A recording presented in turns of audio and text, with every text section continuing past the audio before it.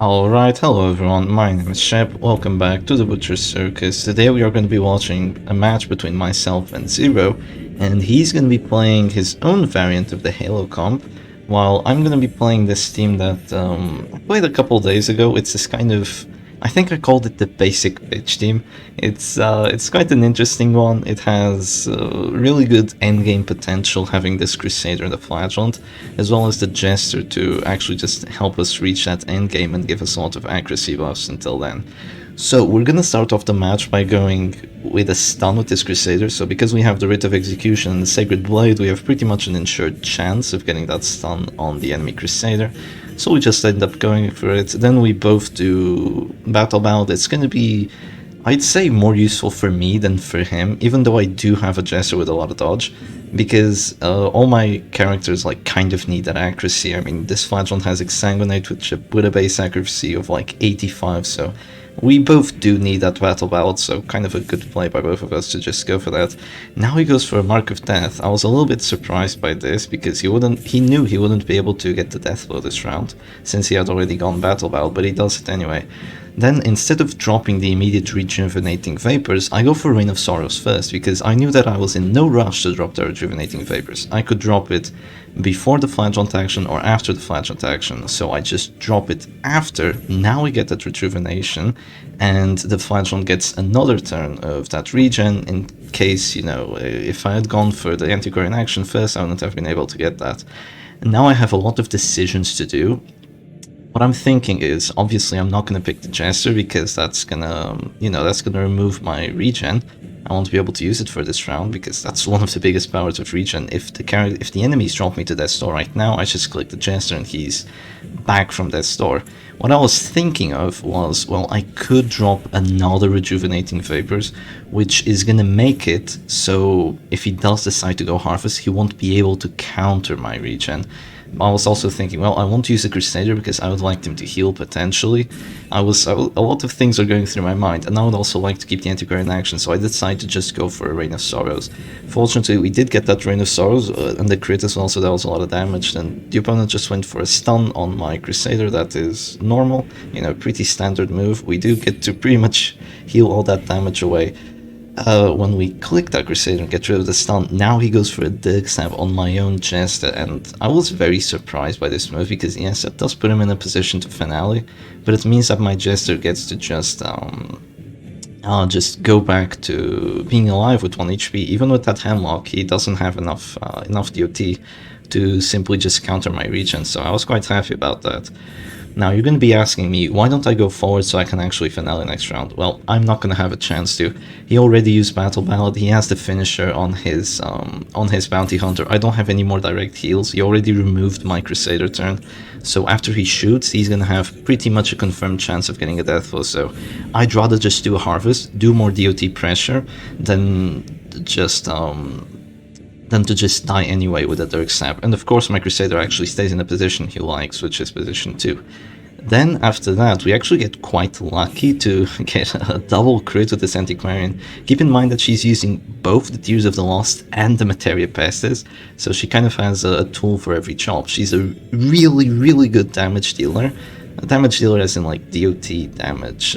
She does an insane amount of blight. Like those two crits, between both of them, we just did 20 blight to the enemy backline. That is totally insane. And the Tears of the Lost is also giving us another round of regen. So then I just decided to go for a Zealous Accusation, because I wanted to do a lot of damage and make sure that the Jester would drop to 0 HP. He replies with a stun, and I can immediately see that there's probably a Heartseeker finish him coming. So finish him has a lot of synergy with stuns. It makes him deal another 60% damage, and Heartseeker is making him deal another 25% damage melee skills. I was kind of expecting even more than that, even with my protection, but fortunately he didn't get a crit, so it's definitely something that you need to watch out for. I mean, normal Bounty Hunter has a lot of synergy with stuns and dazes already, but if he has the Heartseeker on top, that thing can just hurt. It can just hurt. Here I'm thinking to myself, I'm doing the math. that Chester has 2 finale buffs. Without Death's Door and without my protection, he would have 11 to 20 damage. With the Death's Door, he's having like 9 to 18. With my protection, he's having like 8 to 16, and I had 14 HP, so I thought like, well, there's no way he's gonna get the death blow, he's probably gonna go Harvest, and he does decide to go Harvest, and then decides to go for a heal. So now he will be able to finale me, so my game plan here was, well, their backline is gonna drop, so I don't want to use my Antiquarian just yet.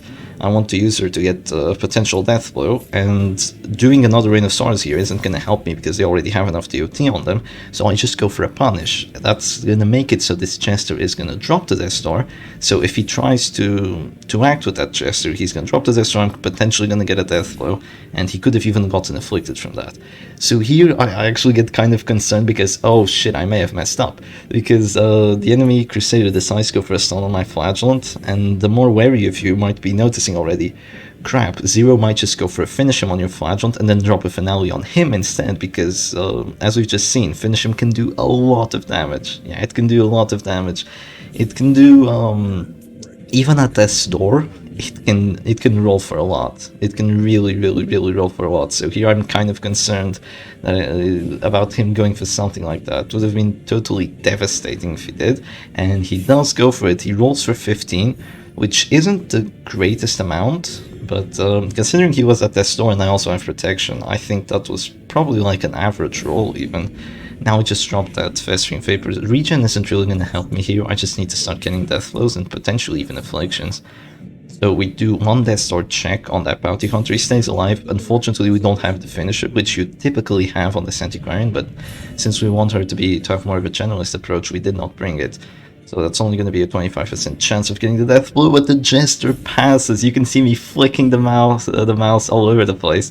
So that Jester actually just passes because of the Hopeless Affliction. 5% chance of passing, and that is just absolutely brutal that we got a pass there. If we hadn't gotten a pass, he would just finale our Flagellant, and then he would stun my Crusader by the start of this round. And even with my Antiquarian, like I was pretty sure that I wouldn't be able to win this, but now we actually have a fighting chance. Both his backline is at Death's Door, and his front line is hurting. It is hurting, so we get a crit on that Crusader. He's not looking so healthy anymore. He's dropping to Death's Door once he acts, and that Jester is gonna drop once again. If he clicks that Jester right now, I might just get a triple death blow. Even though I don't have the finisher, I still have like a 25, a 25, and a 40. I mean, those chances are still not too bad, even without a finisher. So he goes for a finish him. He doesn't even do enough damage. I was expecting him to actually just do enough, and then I would potentially just click and use that regen, but oh wow. Yeah, we dropped that Festering Vapors, we get the immediate 25% death blow, and that Crusader goes virtuous. Can he actually save this insane match?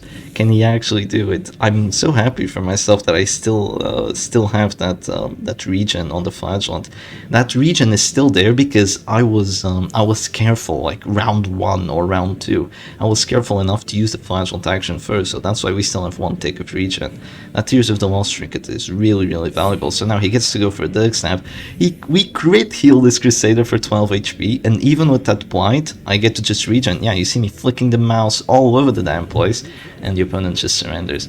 Yeah, what an insane match. This is not the kind of match you typically win with a team like this. It's more made to counter stress teams and other DOT teams. Like, it's really good against other DOT teams. It has kind of a harder time against Mark, but we pulled it. We pulled it off, and that was quite a good game. So GG, Mr. Zero. I hope you guys enjoyed the match, even though it was a little bit of a short one for today, and I'll see you again another time. Cheers.